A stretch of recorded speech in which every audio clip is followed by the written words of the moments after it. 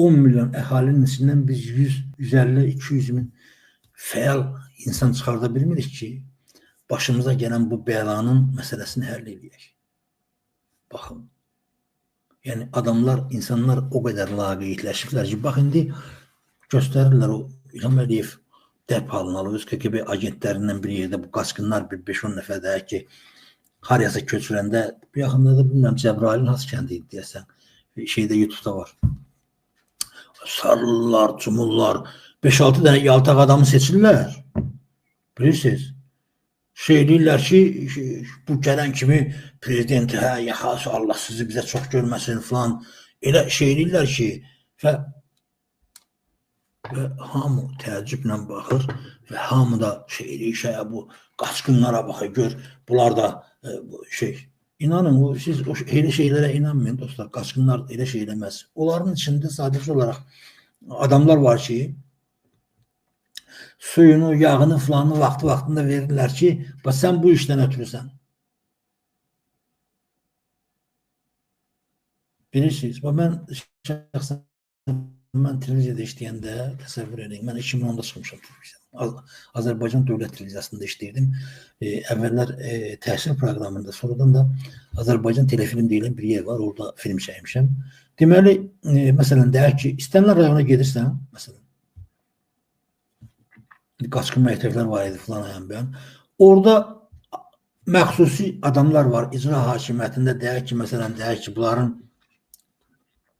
qazisi var, bir 3-4 nəfər hansı ki, ətraflarında saxlayırlar, lazım gələndə bunları çağırıb tanışdırırlar.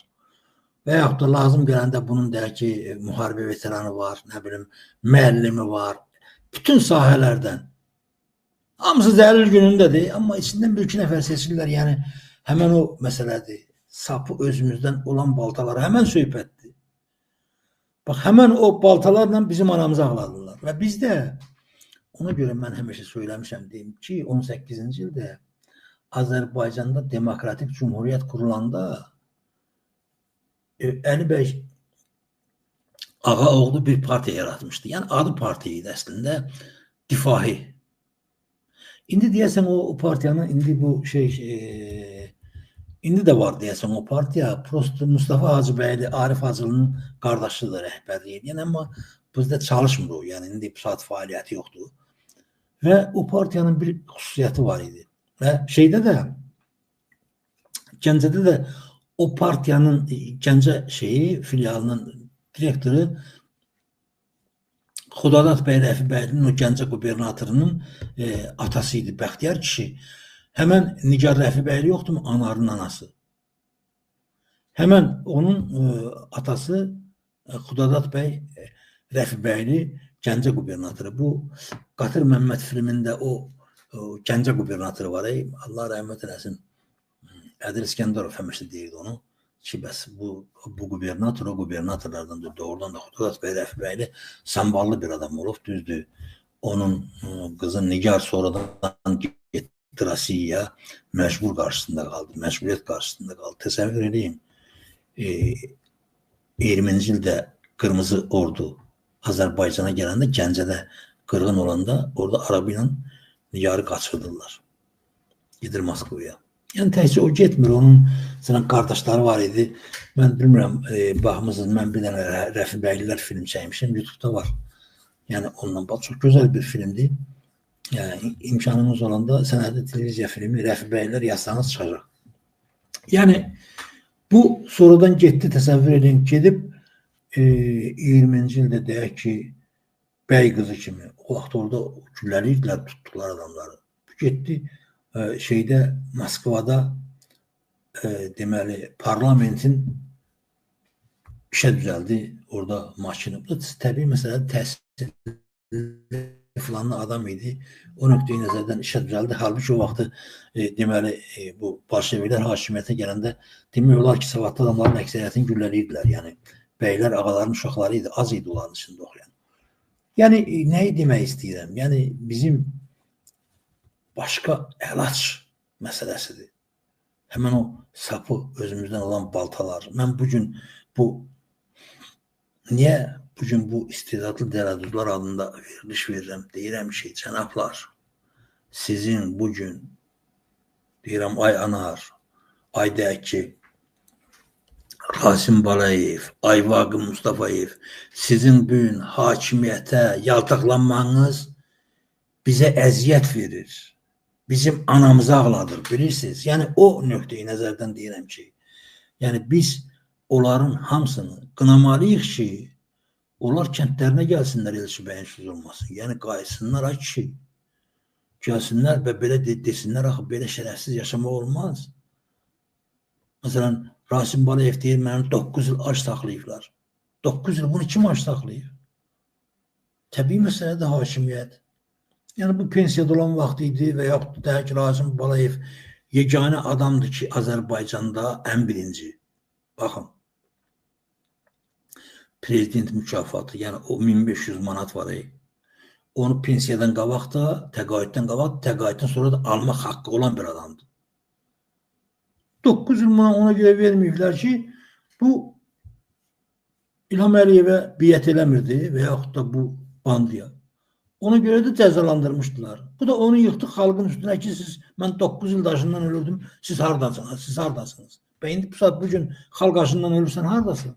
Yəni, o nöqteyi nəzərdən deyirəm ki, biz yəni, ictimai qınaq olmasa, yəni biz deyək ki, qonuda, qonşuda, ətrafda olan insanları qınamasaq, deməsək ki, əziz qardaşlar, biz bu şərəfsizlərdən yaxa qutarsaq, daha gözəl yaşaya bilərik. Nəinki, qorxa-qorxa deyək ki, baxın, kəndləri bugün paralizavat edirlər. Yəni, iflis ala salırlar qəsdən. Ay kişilər, mən sizə adi, elementar bir şey deyim. Elementar bir şey deyim. Məsələn, mənim Şəmkirdə yaxın bir dostum var ki, o gedib, deyək ki, şeydə, Surgutda böyük bir plantasiya yaradıb, pomidor, xiyazat, teplitsa yaradıb, parnik. O gedib orada milyonlarla pul kazanır. Amma onu burada, Şəmkirdə qoymadılar. Şeylərini söktülər, dedilər olmaz. Suyunu kəsdilər, qazını kəsdilər. Deməli, biri var idi. Təkcə həmin o parnikə qaz çəkdirmək üçün bundan 30 min pul istəyirdilər. 30 min dollar. Bu da gördü ki, axırda gördü, mümkün deyil. Eləsi var, verib çəkdirdi şeylədir.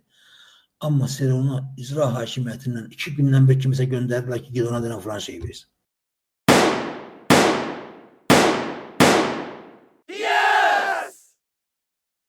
Köroğlu dedi, söz dəyirmandakıdır.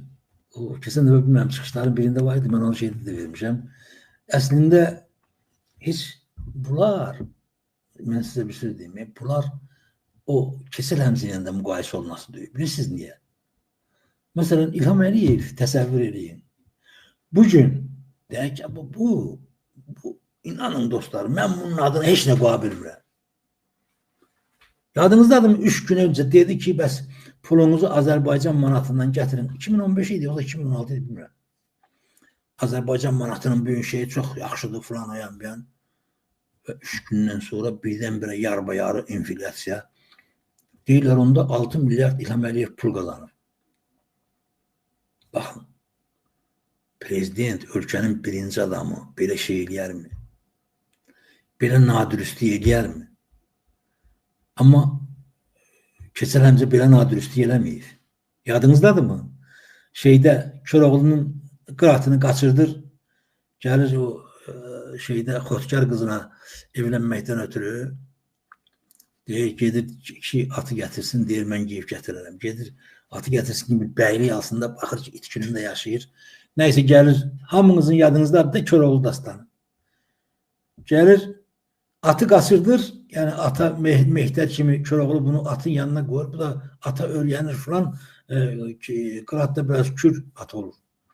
Nəysə, onu minir, qaçırdır, Köroğlu eşidir ki, bəs Həmzə atı qaçırdır, dalınla gedir, dəyirmanda bunu yaxalayır. Dəyirmançı, bu da dəyirmana girir, özünü onu eləyir, Köroğlu bunu tanımır, gedir içəri, çıxanda bağır görür ki, Kesel Həmzə şeydir. Bəs atın üstə oturub deyir ki, Köroğlu, mən bilirəm ki, sən bu atın dalından gələcəksən. Sən Koroğlusan, amma mən belə yetim bir adamam. Gedim deyir, bu atlı gəlmişəm, aparım ona gedəcək, bəylikdən zaddan alım. Yəni, mən də bir insan kimi yaşayayım da. Deyir, heç narahat olma Koroğlu. Gələrsən İstanbula, atın qıratın üzəngisini özüm basıb sənin atın belinə mindirəcəm. Atı sana özüm təhvil verəcəm. Və Koroğlu gedir İstanbulda, Keçəl Həmzə ona nə deyir? Deyir, Koroğlu söz dəyirmandakıdır. Yəni, Keçəl Həmzə də bunlardan mərd kişi də kişi. Yəni, o nöqteyi nəzərdən deyirəm. Yəni ki, bunlara güvənmək, bunlara şey eləmək, ona görə də bunları alaq otu kimi, əziz qardaşlar, bunları alaq otu kimi çıxardıb atmaq lazımdır. İnanın mənə, bunların başqa variantı yoxdur.